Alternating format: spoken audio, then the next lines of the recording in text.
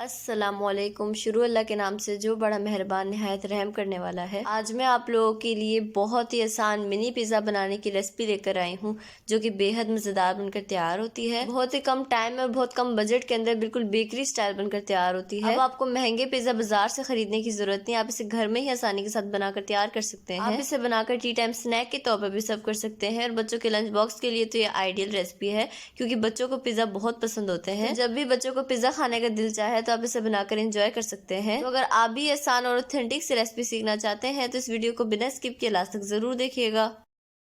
तो चलिए बगैर टाइम ज़ाया किए वीडियो को स्टार्ट करते हैं। तो यहाँ मैंने एक बाउल ले लिया है, इसके अंदर ऐड कर रही हूँ मैदा, तकरीबन 2 कप मैदा ऐड किया है।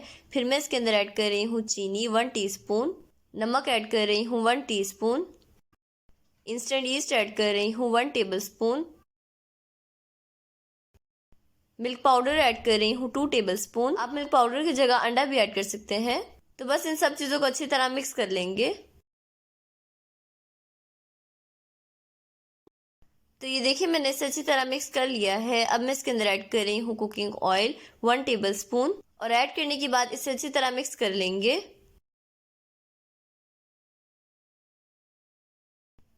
और अच्छी तरह मिक्स करने के बाद इसके अंदर थोड़ा थोड़ा पानी ऐड करेंगे और इसका एक डो बना लेंगे सॉफ्ट सा। डो याद रखिएगा हार्ड नहीं होना चाहिए, डो सॉफ्ट होना चाहिए और थोड़ा स्टिकी होना चाहिए।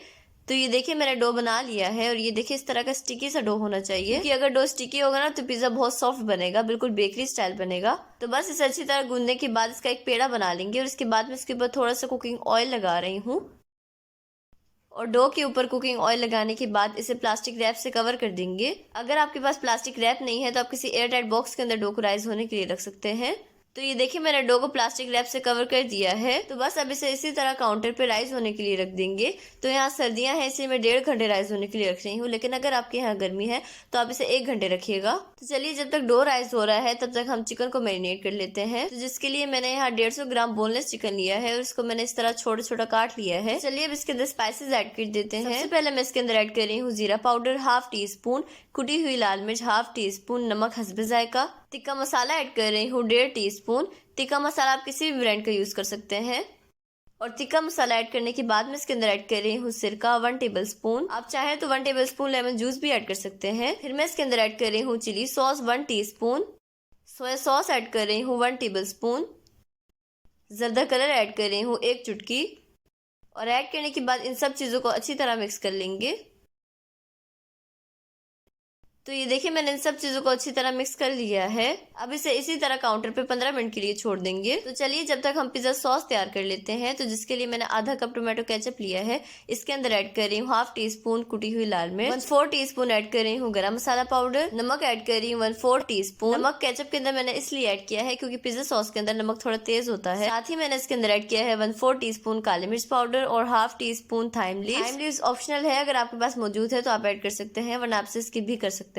साथ ही मैं इसके अंदर ऐड कर रही हूँ ओरिगेनो 1 टीस्पून। ओरिगेनो आप लाजमी ऐड कीजिएगा, क्योंकि जो पिज्जा के अंदर असल टेस्ट होता है ना वो ओरिगेनो से ही आता है। तो बस इन सब चीजों को अच्छी तरह मिक्स कर लेंगे। तो ये देखिए मैंने इसे अच्छी तरह मिक्स कर लिया है और ये हमारा होममेड पिज्जा सॉस बनकर तैयार हो चुका है। तो चलिए अब इसे साइड पे रख देते हैं। और यहाँ चूल्हे के ऊपर मैंने फ्राई पैन रख लिया है, इसके अंदर ऐड कर दिया है कुकिंग ऑयल, तकरीबन 1 टेबल स्पून ऐड किया है। और ऑयल ऐड करने के बाद इसके अंदर चिकन ऐड कर देंगे और ऐड करने के बाद इसे अच्छी तरह ऑयल के साथ मिक्स कर लेंगे और इसे तेज फ्लेम पे हम पकाएंगे यहाँ तक इसका सारा पानी ड्राई हो जाए। बेसिकली हमने गोश्त को कवर करके गलाना नहीं है, बस इसका पानी ड्राई करना है, यानी गोश्त को हम सिर्फ 80% गलाएंगे, क्योंकि जब पिज्जा बेक होगा तो ये 20% गल जाएगा। तो ये देखिए मैंने इसे हाई फ्लेम पे इसका सारा पानी ड्राई कर लिया है। तो बस इस टाइम पे चूल्हे को बंद कर देंगे और इसे एक बाउल के अंदर निकाल लेंगे और इसे ठंडा कर लेंगे। और यहाँ डो को रखे हुए तकरीबन 1.5 घंटा हो चुका है और ये देखिए माशाल्लाह कितना ज़बरदस्त राइस हो चुकी है। तो बस अब डो के अंदर जो एयर मौजूद है ना उसे हम बाहर निकाल लेंगे। इस तरह से एक दफ़ा गूंद लेंगे। ये देखिए जिस तरह से जाली बन रही है ना, इसका मतलब है कि डो अच्छी तरह राइस हो चुकी है। तो बस अब इसे एक दफ़ा गूंद लेंगे और इसके बाद इसका पेड़ा बना लेंगे। और अगर आपको मेरी वीडियो थोड़ी सी भी अच्छी लग रही है ना तो मेरी वीडियो को लाइक कर दें और चैनल पर नए हैं तो ज़रूर सब्सक्राइब कर लें। और यहाँ मैं काउंटर के ऊपर थोड़ा सा मैदा डस्ट कर रही हूँ और मैदा डस्ट करने के बाद इसके ऊपर पेड़ा रख लेंगे और पेड़े के ऊपर अच्छी तरह मैदे को लगा लेंगे और अब इसे बेल लेंगे। तो इसे हम ना ही ज़्यादा पतला बेलेंगे और ना ही ज़्यादा मोटा बेलेंगे, बस दरमियाना सा बेलेंगे। तो ये देखिए मैंने पेड़े को बेल लिया है। अब इसे हम कट कर लेंगे। तो मैं यहाँ से ग्लास की मदद से कट कर रही हूँ। आप चाहे तो कुकिंग कटर की मदद से भी कट कर सकते हैं। आप अपनी मर्जी से पिज़्ज़ा का साइज छोटा या बड़ा कर सकते हैं।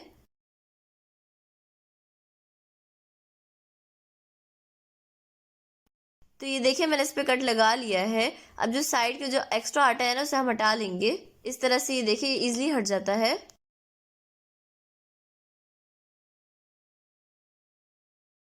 और ये जो साइड से आटा निकला है ना इसे हम वेस्ट नहीं करेंगे, इसका दोबारा से पेड़ा बना लेंगे और इसको बेलने के बाद इसी तरह कट कर लेंगे। और यहाँ पे मैंने अवन ट्रे ले लिया है, इसको मैं ऑयल से ग्रीस कर रही हूँ। तो मैं पिज्जा को अवन के अंदर बेक कर रही हूँ। अगर आप पतीले में बेक कर रहे हैं तो आप बेकिंग प्लेट के अंदर बेक कर सकते हैं। तो बस ग्रीस करने के बाद इसके ऊपर इस तरह से डो को रख देंगे और रखने के बाद फॉक की मदद से इसमें होल कर लेंगे। और होल करने के बाद इसके ऊपर पिज्जा सॉस लगाएंगे।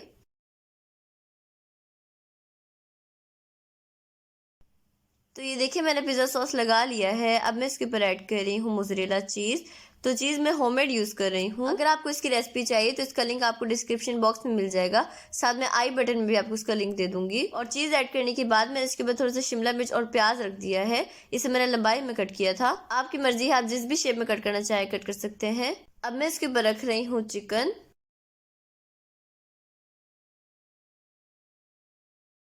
और चिकन रखने के बाद मैं इसके ऊपर दोबारा से चीज़ ऐड कर रही हूँ। तो ये देखिए मैंने चीज़ ऐड कर दिया है। तो चलिए अब इसे बेक कर लेते हैं। तो मैं इसे अवन में बेक कर रही हूँ। अवन को मैंने 180 डिग्री पर 10 मिनट प्री हीट कर लिया है। अब मैं इसे बेक करने के लिए रख रही हूँ। 15 मिनट 180 डिग्री पर ही बेक करेंगे। और अगर आप पतीले के अंदर बेक करना चाहते हैं तो आप पतीले को 10 मिनट प्री हीट कर लें स्टैंड रख के। इसके बाद बिल्कुल लो हीट पे 25 टू 30 मिनट बेक कर लें। तो चलिए अब इसे बेक कर लेते हैं। तो ये देखिए पिज़्ज़ा बेक हो चुका है। ये देखिए बिल्कुल परफेक्ट बेक हुआ है। ऊपर से भी बिल्कुल परफेक्ट बेक हुआ है और नीचे से भी परफेक्ट बेक हुआ है। तो चलिए अब इसे डिश आउट कर लेते हैं। तो ये देखिए मैंने इसे डिश आउट कर लिया है और मुझे तो यकीन ही नहीं हो रहा कि बिल्कुल बाजार जैसे घर में ही बनकर तैयार हो चुके हैं। बिल्कुल बेकरी जैसे बनकर तैयार हुए हैं। लेकिन घर में ये कम बजट के अंदर और साफ सुथरे तरीके से बनकर तैयार होते हैं। तो अब आप बाजार से महंगे पिज्जा लाना छोड़े, आप इसे घर में बनाकर तैयार करें। तो चले मैं आपको इसे तोड़ के दिखा देती हूँ। ये देखिए कितना सॉफ्ट बनकर तैयार हुआ है। ये देखें माशाल्लाह कितना ज़बरदस्त बनकर तैयार हुआ है। बिल्कुल बेकरी जैसा बनकर तैयार हुआ है। आप एक दफ़ा तो इस रेसिपी को ज़रूर ट्राई कीजिएगा। यकीन करें आपको ये रेसिपी बहुत पसंद आएंगी, क्योंकि ये बनते ही इतने मज़ेदार है कि हर किसी को ये बहुत पसंद आते हैं। तो मेरे कहने पर आप इस रेसिपी को ज़रूर ट्राई कीजिएगा और मुझे फीडबैक भी लाजमी दीजिएगा। तो आई होप आपको ये रेसिपी बहुत पसंद आई होगी। अगर आपको मेरी रेसिपी पसंद आए तो प्लीज़ मेरे चैनल को सब्सक्राइब कर दें, बेल आइकन को प्रेस करना ना भूलें। वीडियो अच्छी लगी तो लाइक और शेयर करना ना भूलें। तो नेक्स्ट वीडियो तक अल्लाह हाफिज़।